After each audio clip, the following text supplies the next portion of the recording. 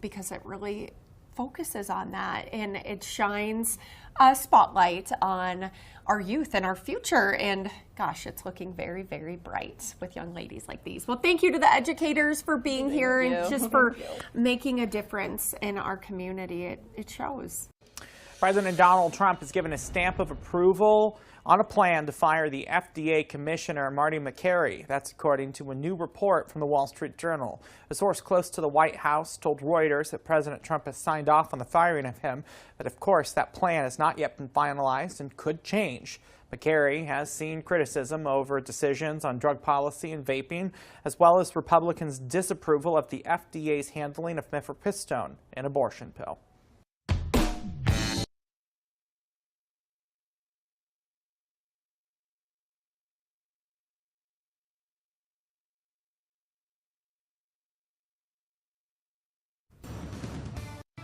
As we come on the air tonight, chemicals have been running downhill from Spokane's airport for more than 40 years, we're told. How the community nearby is responding. And a data center could be coming to West Richland. Why neighbors are calling for transparency before they fear it would be too late. Plus, it is grad season. We take a look at the big ceremony taking place today at my alma mater, Washington State University, as students made their way across the stage. In weather, it's been a lovely start to the weekend across the inland Northwest, but in our full forecast together, we'll take a look at what to expect for Mother's Day tomorrow as NonStop Local Pulse Prime starts right now. Covering the content that connects our communities. You're watching NonStop Local Pulse Prime.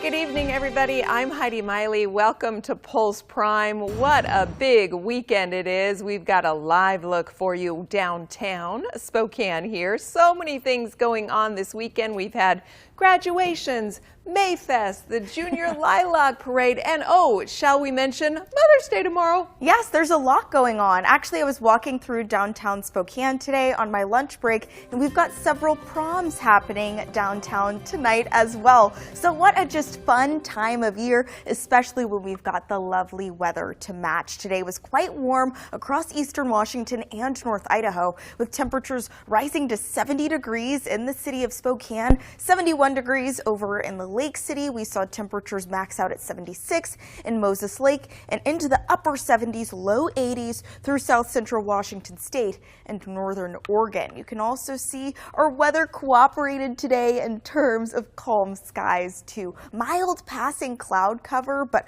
really just lovely dry weather. As for what we're expecting overnight here, more dry weather. You'll notice some, again, mild cloud cover blowing over the inland Northwest. Those clouds are not set to have any rain in store for us, not only overnight, but as we head into tomorrow morning too. And Heidi got it right. Tomorrow is Mother's Day. Coming up here in your full forecast, we'll take a close look at warm weather expected tomorrow and as we head back to work on Monday. All right, thank you so much, Rosemary. Right now, West Plains families west of Spokane are dealing with poisonous water, they say, from the Spokane International Airport pollution zone, and they're getting free water filters. The West Plains Water Coalition in Spokane are giving out the filters to homes with PFAS contamination. Officials say these synthetic chemicals have been flowing from the airport's firefighting operations for decades. Organizers say the filters offer a short-term solution. These home filters in your kitchen that are being distributed free of charge now are the hurry-up instant solution for today. I can go home and trust the water that's coming out of my filter. Spokane says anyone who missed the pass out today can still pick up a free filter at the Waste to Energy building or at City Hall. Crime Tracker, the Washington State Patrol Bomb Squad cleared an area of rural Moses Lake after a caller told police a package at a gun range looked suspicious. Officers closed down the gun range along the 1700 block of Road K Southeast and investigated. They didn't shut down any roads. Turns out it was a battery and police cleared the scene. A judge sentenced William Scott Morse to 25 years in prison and a lifetime of supervised release after he pleaded guilty to multiple sex trafficking offenses.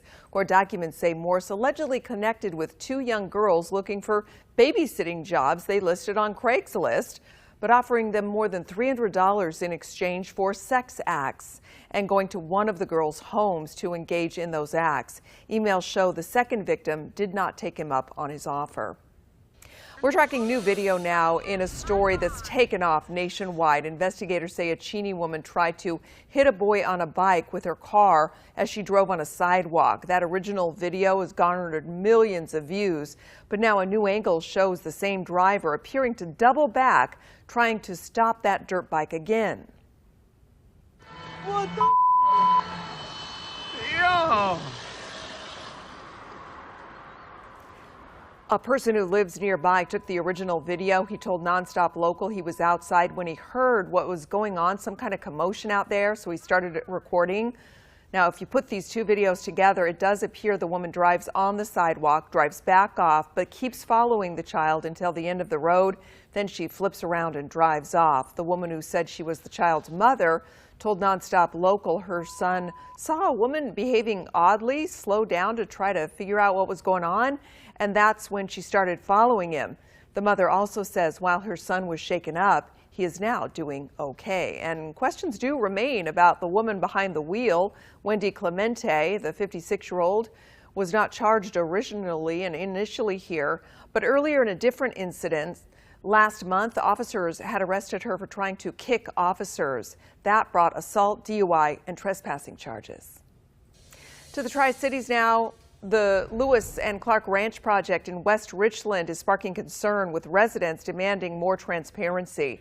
More than 7,500 acres of farmland could be transformed into a data center, but neighbors are worried about the impact. They're sharing their fears with the city council. Express my concern with the possibility of a data center being built in our beautiful town. As I hear the plans of houses and schools being built near this area in the Lewis and Clark Ranch, I'm concerned with the health impacts. West Richland has issued no statement, but developers have shown interest. All right, take a look at this now. Deputies used a drone to find and rescue a woman who had disappeared on the Yakima River after she was separated from her group. Deputies were called just after 9 last night when a 51-year-old Ellensburg woman drifted downstream without a life jacket or a phone. An infrared drone found her on the bank near Twin Pines Drive-In. Deputies did get her safely back to her friends. Rattlesnake sightings are on the rise as hikers hit the trails. Experts say encounters are common, but knowing what to do can make the difference. Hikers are reporting more frequent run-ins with western rattlesnakes. Many are caught off guard, and the situation can turn dangerous quickly if you're not ready. Fish and Wildlife wants you to know what to do if a rattlesnake bites you. There's going to be a lot of pain and swelling around the bite area. The most important thing, though, is really not to panic. You don't want to cut out the venom, suck out the venom. You don't want to apply ice. You don't want to do anything other than remain calm and extract yourself to a medical facility. Extremely rarely is a rattlesnake bite deadly, especially with medical treatment. Fish and Wildlife wants you to stay on clear trails. Don't reach into rocky or brushy areas. And if you do come across a snake, game wardens want you to stay calm and give it plenty of space. All right, hey, this is something fun to talk about. The 15th annual Mayfest came back to downtown Cheney, bringing a full lineup of family activities and entertainment. We had a street dance, of course, kicking everything off in my hometown last night with the Kelly Hughes Band. Everybody getting down to that. And then this is the scene from today here. All the families out there doing some great activities. Oh, look at the car show, guys. There were street vendors, live music, cornhole, and free family activities, so everybody could enjoy this. Now, I contacted Cole with the Cheney Depot. She's in a lot of these activities in Cheney. She tells me up to 7,000 people often come out each year to Cheney for this big family-friendly event. Hey, the Gonzaga baseball team looked to clinch a conference title today. Noah Schmick is joining us now with more on that game. You were talking about the Mariners earlier, now Gonzaga. Yeah, well, Gonzaga, they had a big game today, Heidi. The Zags, they were just one win away, I should say, from securing at least a share of the West Coast Conference regular season title and the #1 seed coming into the upcoming conference tournament. Could they lock it up in Game 2 down at the Don's place? Well, it got off to a fast start for GU, including this Noah Meffert 2-run home run in the first inning. All of a sudden, it's 4-0 Zags. It would make it a 12-0 GU lead. Yes, 12-0 by the second inning. Mikey Bell adds to it with a 2-run single here, but the story tonight was on the mound for the Zags. Starting pitcher Karsten Swem, he throws 93 pitches for a complete game no-hitter, 15 strikeouts and only 2 walks, and yes, rightfully so, he is mobbed on the hill by his teammates. Swem, he throws only the 6th recorded no-hitter in Gonzaga history, and the Bulldogs, they clinch at least a share of the WCC regular season title. Now, we talked to Swem after, and he says he's come a long way from struggling in scrimmages his freshman year to now throwing a no-hitter. I'm super grateful for just what I was able to do today. And I think, honestly, if you knew me, just my process or my journey here at Gonzaga, my freshman fall, I don't think I made it out of one scrimmage inning as a pitcher. So it's been a very long process and journey, and I'm so grateful. The Zags, they will wrap up the series tomorrow afternoon down in San Francisco, a chance for a sweep, and then they have one last series against Seattle U next weekend, Heidi. All right, thank you, Noah. And this is just into our newsroom tonight. Meade High School in our community is remembering Rod Lord, a.k.a. Mr. Lord or Mr. Meade. The retired Air Force Lieutenant Colonel was born and raised here. His military career spanned more than 2 decades. Lord served in South Korea and Vietnam and retired in 1974. While at Travis Air Force Base, he was key in getting American prisoners of war back home from Hanoi.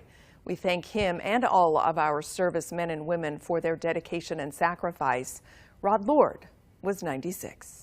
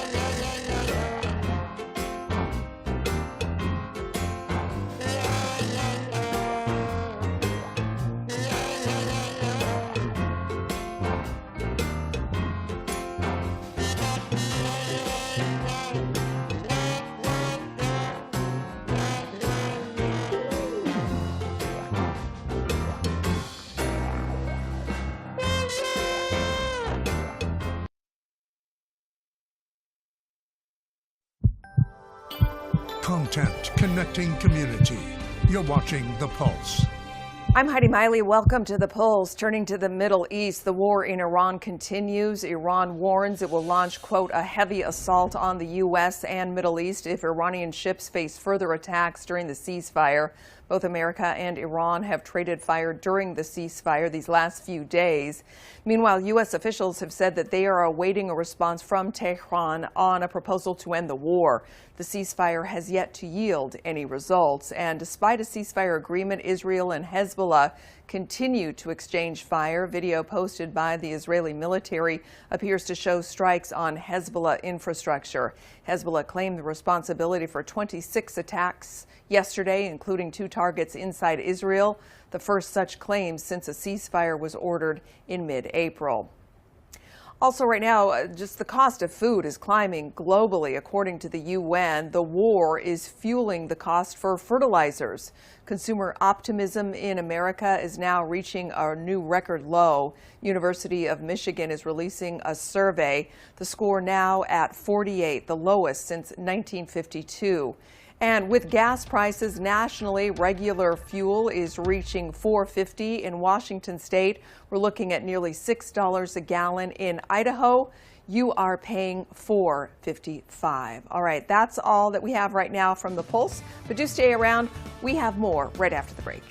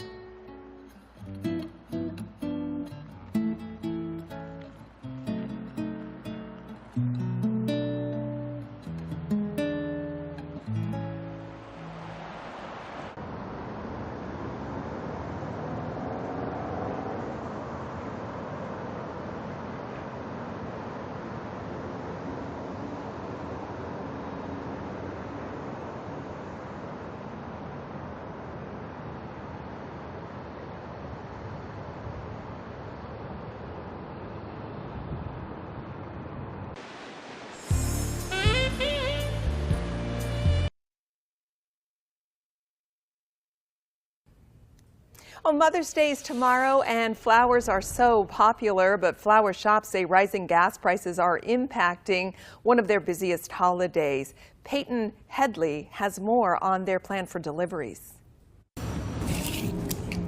Flower shops across Northern California There are sunflowers. Are getting ready. There's white cremone. To put their foot to the pedal. They're making up arrangements. Mother's Day weekend is one of their busiest of the year. Most people don't call until Thursday, Friday, Saturday. Jim Rellis, owner of Midtown Sacramento's Rellis Florist, says they have 10 times their usual volume of flowers. As they prepare to make their deliveries, he says they're being very intentional with planning, with gas prices surging. We're trying to we group the orders together so we're not making a lot of trips to one area. That helps to lower delivery costs for them, since he says they're not raising prices to account for gas. We can't raise our prices so high to really balance what it's costing us. I think it's too much for the consumer. So we're hoping to get as much business as we can and hope that'll balance off the higher prices. We're keeping all of our delivery prices the same as it was. Botanic Flower Shop is also absorbing the cost, even as some of the farms they buy flowers from have added delivery fees. It's a little one, but it's nothing to where it's really impacting our prices in store, which is great. Keeping prices low, they hope, will help keep their customers happy. Flowers can already kind of be expensive, and so we really try to keep that in mind. And we want everyone, like I said, everyone to be able to come in and get flowers. All they have to do is add water and floral food, and they get a happy experience. All right, so they say it's a $3 billion business for Mother's Day. I'm not surprised. I'm definitely going to be getting my mom flowers for Mother's Day, although I told you earlier I get her the potted kind so she can plant them. Yes. And it's that time of year where you can start planting things and gardening, and the weather's just so great for it. So we're getting later on into the evening here. You can see that we've got temperatures holding strong in a pretty comfortable range of 50s and 60s and single-digit wind speeds with just mildly cloudy balmy conditions tonight too for eastern Washington and North Idaho. A bit warmer towards Yakima and the Tri-Cities, mid to upper 60s there, and single-digit wind speeds as well. So we look at our satellite radar, you could see that today was pretty dry for eastern Washington and North Idaho. Mild passing cloud cover, but no rain coming from those clouds. Overnight, we're looking for more dry weather. You can see that chance for rain remains at 0% for both the metro area as well as Kennewick, Pasco, Richland, and Yakima too, as temperatures fall into the upper 40s for Spokane and Coeur d'Alene, low 50s tonight in the Tri-Cities and Yakima. As for tomorrow, those clouds do stick around into Mother's Day, but so do the warm temperatures. You can see for Spokane, we've got temperatures set to climb into the low 70s by noon, maybe the time you're going to be taking your mom out to lunch, mid 70s by 4 p.m. So a good day to maybe have dinner out on a patio somewhere. As for the Lake City, pretty similar, 72 degrees, although a bit cloudier there at noon, and then 77 degrees as we get to about 4 p.m. Across the rest of the region, similarly comfortable conditions into the mid 80s for Lewiston, 81 degrees through Moses Lake, 84 in the Tri-Cities, 78 degrees for your Mother's Day in Meacham. What about that pollen? Maybe you're wanting to get out, go to the park, enjoy your Sunday, maybe with mom. I'm going to let you know that pollen's set to be at medium in that medium pollen count range. Same place it's been for the last few weeks. So if your nose has already been irritated, that's probably going to stick around as we wrap up the weekend too. As for wet weather, you can see that we do have a chance for a band to move across the Cascades and then through the lower panhandle as well. But you can see for many of our city centers that chance of rain remains at 0% throughout the day tomorrow, Sunday, and then overnight and into Monday morning as you head back to work. During this time, while our skies look to be calm, our winds could get a bit active. You could see how this map just lights up by this time tomorrow. We're talking gusts up to 40 miles per hour for much of eastern Washington and North Idaho, bringing with it blowing dust through areas like Moses Lake and the Columbia Basin. So something to keep in mind if you're going to be driving to the west side, and then elevated fire risk and some choppy boat conditions too. So we take a look at our next 7 days across the metro area. You'll see that we've got temperatures peaking on Tuesday and then cooling just in time for the Torchlight Parade on Saturday, Armed Forces Day, in Yakima and the Tri-Cities. A little bit warmer. We're into the low 90s on Tuesday, Heidi. Yeah, thank you, Rosemary. We have breaking news. Kootenai County Sheriff is confirming that one man is dead after a shooting near the State Line Speedway near Post Falls. There was a large crowd, they say, gathered for the Lantern Fest, and deputies say they did detain one suspect as that person was trying to leave. We're working to get you more details, and we'll keep alerting you at nonstoplocal.com.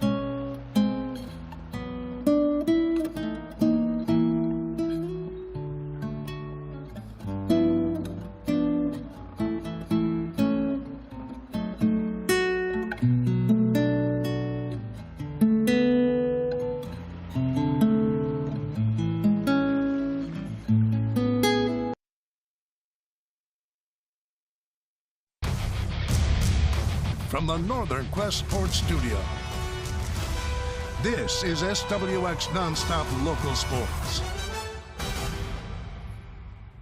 The Washington State Cougars secured their spot in the upcoming Mountain West Conference baseball tournament with a Game 1 win over Air Force last night. They're playing for seeding in Game 2 down at the Falcons' place. And the Cougs get 4 runs in the first inning alone, including this Ryan Skensby 2-run single as the Cougs were on top early. But they weren't done yet. Dustin Robinson helping Wazoo add 3 more runs in the second inning as it was a quick 7-2 Washington State lead as all 9 Coug starters, they recorded a hit, and the Cougars have now won 6 series in a row. They also take over second place in the Mountain West standings. Seattle Mariners, they teed off on the White Sox last night in a 12-8 win in Game 1. They're looking for a series win this afternoon to start their long 7-game road trip as Luis Castillo was on the mound for Game 2 in Chicago, but he'd run into some trouble in the very first inning. Colson Montgomery gets his hands through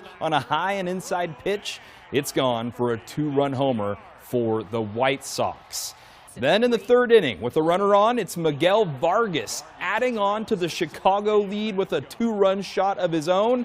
Castillo, he has not been too good, and it continues to happen for him. Finally, the Mariners have life in the 5th inning. Rob Refsnyder trying to drive in 2 runs, but it's a sliding catch and left to make it just a 1-run sac fly, and that's all Seattle could manage. Rubber match series finale tomorrow just after 11 a.m. Spokane Indians, they look to clinch a series win over their Northwest League rivals tonight at Avista Stadium. Game 5 of the 6-game series, well, it was all Tri-City Dust Devils early on. The Dust Devils, they score 7 runs in the first 2 innings, including this Johan Macias soft liner into left that scores 1 of the 7 runs through the first 3 frames. The Indians, they finally respond in the bottom of the 3rd. Roynier Hernandez singles on a ground ball to center, but the Tri-City outfielders can't field it cleanly. That makes it 2 Spokane runs. And then the Indians kept the line moving. Ethan Hedges single into right, but that was just about all, as it was too little too late as Tri-City takes Game 5 of the 6-game series. Same 2 teams tomorrow to either split or win the 6-game series. Spokane Zephyr FC, they were back in action tonight at One Spokane Stadium, and they are fighting for a playoff spot. A match you can only watch over on SWX between Zephyr and DC Power FC. 69th minute of the match. It's a stalemate, 0-0. Zephyr on a free kick. It gets crossed into the box. Everyone's trying to head it in. Emma Jaskinek toe punches it to the back of the net for Spokane, as it's 1-0 Zephyr right now in stoppage time. If Spokane can hold on to win it, they still have a chance to take the final playoff spot from Dallas Trinity FC.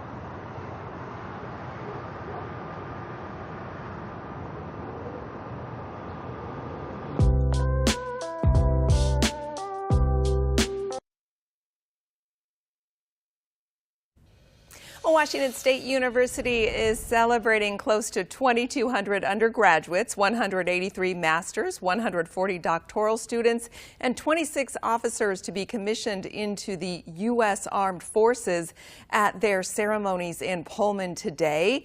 And of course, there are more in the 5 different campuses WSU has all across the region. Of course, we are saying congratulations to all of the graduates. This is my alma mater, so it's just a very special day. Hey, that's all from here on Pulse Prime. Have a good night, everybody, and we'll continue to alert you to new information on the deadly shooting in Kootenai County at nonstoplocal.com.